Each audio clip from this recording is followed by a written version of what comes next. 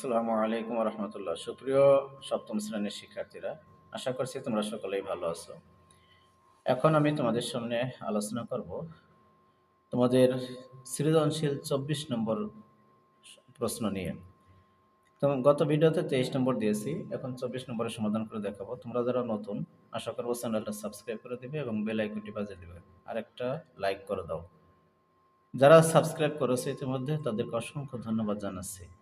আসলে কথা না বাড়িয়ে শুরু করব। একটি সৈন্যদলকে ৬, ৭, ৮ সারিতে সাজানো যায়, কিন্তু বর্গাকারে সাজানো যায় না। এখন কথা হলো, প্রথম বলছে ৮-এর গুণনীয়কগুলো বের করি। ৮-এর গুণনীয়ক একেবারেই সহজ। খ নাম্বার, শূন্য সংখ্যাকে কোন ক্ষুদ্রতম সংখ্যা দ্বারা গুণ করলে শূন্য সংখ্যাকে বর্গাকারে সাজানো যাবে? আর গ নম্বরে, ওই দলে কমপক্ষে কতজন শূন্য যোগ দিলে শূন্য দলকে বর্গাকারে সাজানো যাবে? একেবারে সহজ, আগেরটাও যা এটাও তাই। প্রথম কতে আছে দেখো, ৮-এর গুণনীয়ক বের করতে বলছে। ৮-এর গুণনীয়ক হলো ৮, এটাকে আমরা এরকমেরও করতে পারি, সমান সমান দিয়েও করতে পারি। ৪ দুগুণে ৮, ২ দুগুণে ৪, তাহলে ৮-এর গুণনীয়ক হলো এই ১, আগে ধরতে হবে ১, এরপরে ২, এরপরে ৪, এরপরে ৮। অতএব ৮-এর গুণনীয়ক ১, ২, ৪, ৮। এ হলো ৮-এর গুণনীয়ক। ৮-কে ৮, ৪ দুগুণে ৮, ২ দুগুণে ৪, ৪ দুগুণে ৮, এরকমের যা দিয়ে গুণ করা যায় সবই গুণনীয়ক। এবার আমরা খতে যাব। বলা হয়েছে খ নম্বরে যে শূন্যদলকে কোন ক্ষুদ্রতম কোন সংখ্যা দ্বারা গুণ করলে বর্গাকারে সাজানো যাবে? তা আমরা এই যে ৬, ৭, ৮-এর আগে আমরা লসাগু করে নেই। দেখা যাক, ৬, ৭, ৮, এটার লসাগু যদি আমরা বের করি তাহলে কি দাঁড়াবে?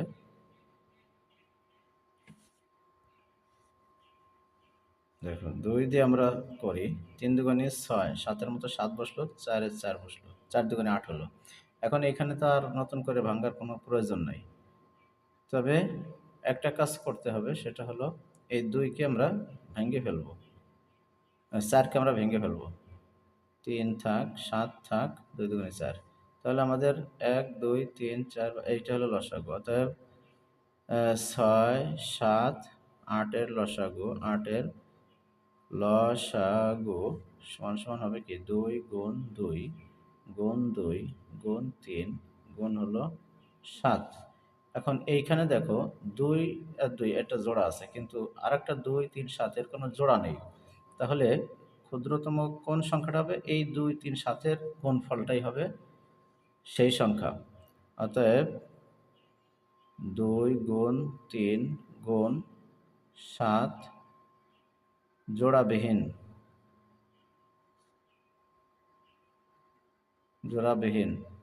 তাই ২ গুণ ৩ গুণ ৭ সমান কত হয়? ৩ দুগুণে ৬, ৬ ৭ ৪২, ৪২ দ্বারা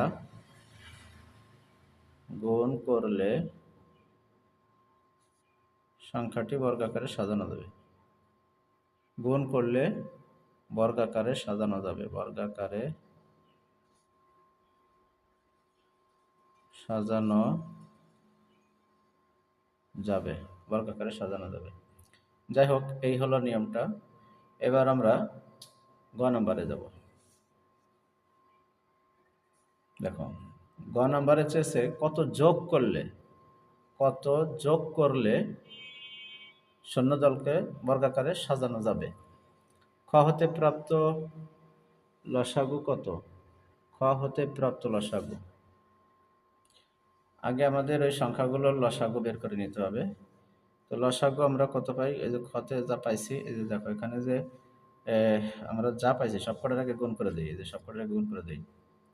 এখানে লেখো ৬, ৭, ৮ এর লসাগু কি দাঁড়াবে? এই ২ গুণ ২ গুণ ৩ গুণ ৭ সমান সমান কত? ২ দুগুণে ৪, ৪ দুগুণে ৮, ৩ ২৪, আর ৭ ২৪-এ কত হয়? ৭ ২৪-এ হবে হলো ২৪ গুণ ৭, ১৬৮, 68। এখন এই 68কে আমরা বর্গমূল করব। 168, হ্যাঁ, একের বর্গমূল তো একই হয়, কারণ বিয়োগ করলে 68 নামলো। 68 নামলো। এখন দেখো একের ডবল কত? 2। একের ডবল 2। এখন এইখানে কত নিলে আমাদের কাছাকাছি হবে? 2 দেই, 22 দুগুণে 44, বিয়োগ করলে নামে কত? 4 আর 2 24। এখন এই যে 24 মানে অবশিষ্ট রয়ে গেছে, যেহেতু এটা লিখব, যেহেতু 168 এর বর্গমূল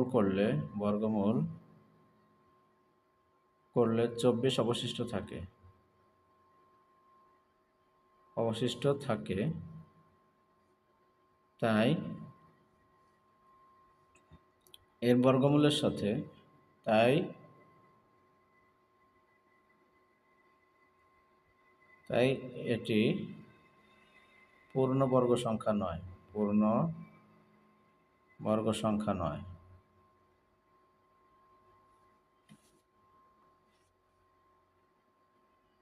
এখন 168-র সাথে কোনো একটি ক্ষুদ্রতম সংখ্যা যোগ করলে যোগফল একটি পূর্ণবর্গ সংখ্যা হবে। পূর্ণবর্গ সংখ্যা হবে। তখন সংখ্যাটি হবে এই 12 যোগ 1 সমান 13 এর বর্গমূল। সরি, 13 এর বর্গ। 13 এর বর্গ।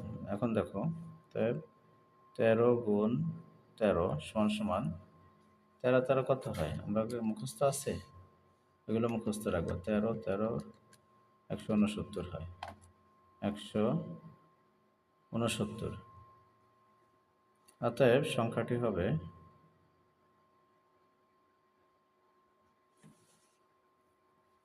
169 বিয়োগ 168, 1।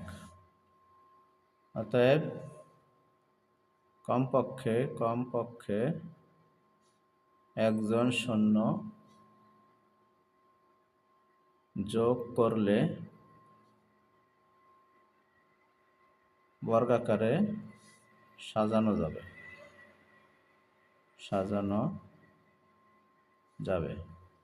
অতএব উত্তর 1 জন। এটাই হলো নিয়ম। তো যাই হোক, আশা করছি তোমরা বুঝতে পারছো। এই গ নম্বরটা একটু চিন্তা করতে হবে ভালো করে, যাতে মনে থাকে, নাহলে গ নম্বরটা তোমরা ভুলে যাবা। তোমরা এটা একটু ভালোভাবে মনে রাখো। আসসালামু আলাইকুম রহমতুল্লাহ।